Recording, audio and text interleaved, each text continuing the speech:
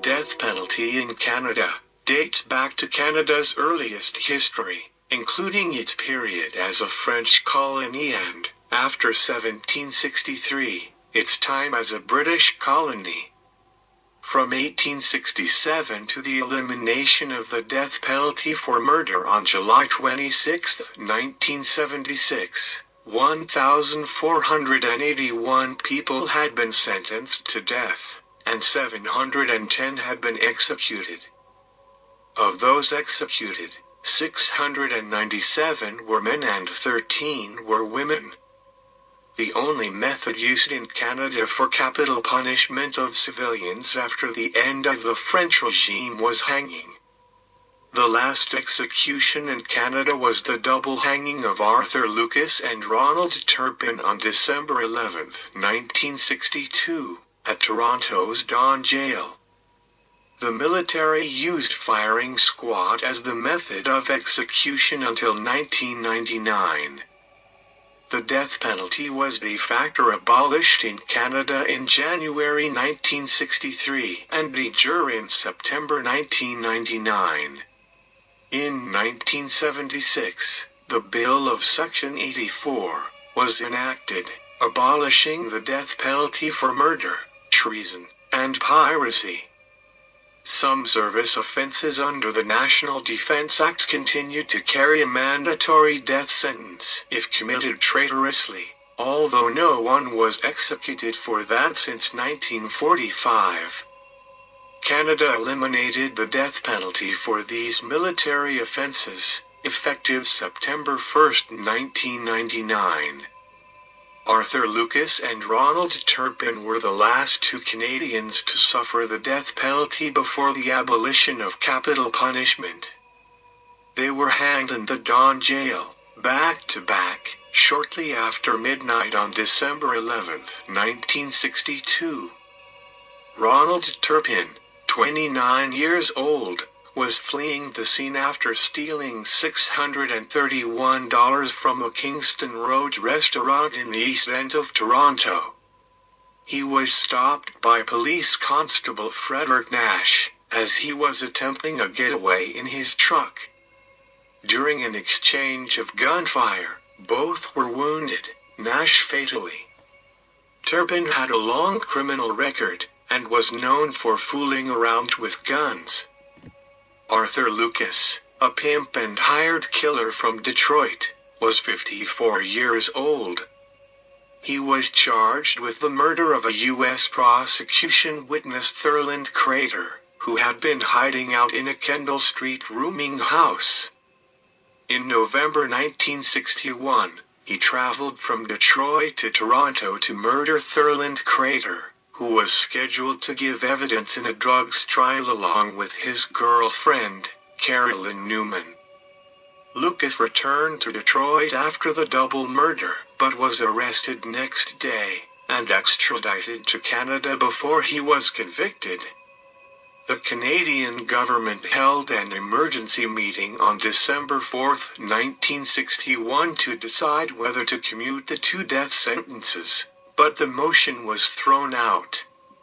Accordingly, at 2 minutes after midnight on Tuesday, December 11, 1962, when you walk into death row at Toronto's Don Jail, it's a little like entering a maximum security lavatory. There's a wooden screen set up outside the entrance, so that other prisoners can't see into the cramped corridor where they keep the men who are waiting to die. To get into this corridor, which is known around the jail as Hospital 9, you must step around the screen and wait for the guard inside to unlock the iron-barred gate. Then you wait while he locks it, and then unlocks another set of bars to let you into the corridor proper. The walls are a pale, institutional yellow. A silver-painted radiator is hissing in the corner, and at one end there's a shower, no curtain, of course, where the condemned men are allowed to bathe twice a week during their wait for the hangman. 3 bare electric lights are always burning, and the corridor is so narrow that when a visitor joins the two prison guards, who are always stationed inside, they have to step around each other like passengers on a bus. On one side of the corridor are two barred windows, placed high up so that all you can see is the sky. On the other side are the windowless cells, 4 of them, where the men sit and read, sit and play chess, sit and talk to the chaplain, stand up to pace for a while, sit down again to play some more chess, and wait for the end, sometimes for more than a year. It was shortly after supper time on the evening of December 10, 1962, when a brusque Toronto lawyer named Walter Williston was admitted around the wooden screen, through the 2 sets of barred gates, and into Hospital 9 for a final conference with his client, a 54-year-old Arthur Lucas. The word had come through from Ottawa that morning. The Diefenbaker cabinet, after careful consideration, had declined to commute Lucas's death sentence. He and 28-year-old Ronald Turpin, who had been convicted of killing a policeman, would hang together as scheduled, at 1 minute after midnight the following morning. The Turpin-Lucas hanging was not a pretty ceremony. But it should be borne in mind that, if anyone deserved to hang, it was the men who committed these crimes. Turpin, a slick little ferret of a man, 28 years old, a foster home inmate from the age of 7, and in and outer at various reform institutions since he was 11, killed a Toronto policeman named Fred Nash. The constable had stopped Turpin's panel truck on an East End Toronto street early one morning in February 1962. Turpin, it quite accidentally turned out, had just finished a robbery. He had a gun with him and, when Nash stopped him, he used it. By the time witnesses arrived, Nash lay dying on the pavement, with 3 shots in his chest and another 1 too in his thigh. Turpin was wounded 4 times in the face, in each arm, and in one hand. The policeman's last words, as he lay in a pool of his own blood, were, "He shot me first." Lucas, who fled to a northern ghetto and made a Irving hustling dope, pimping and performing odd jobs for Detroit gangsters. His final assignment was to drive to Toronto and murder Thurland Crater, with whom the Detroit underworld was displeased because of his habit of informing to the FBI. Although the evidence that convicted him was wholly circumstantial, a Toronto jury, 2 successive appeal courts, and the Diefenbaker cabinet were persuaded that Lucas had driven to Toronto in November 1961, checked into a hotel, driven to Crater's rooming house early in the morning, shot him 4 times and neatly slit his throat. Also slit the throat of Crater's common-law wife Carol Newman, and then had driven back to Detroit. Arthur Lucas and Ronald Turpin were hanged on the 11th of December 1962, after midnight, at the Toronto Dawn Jail.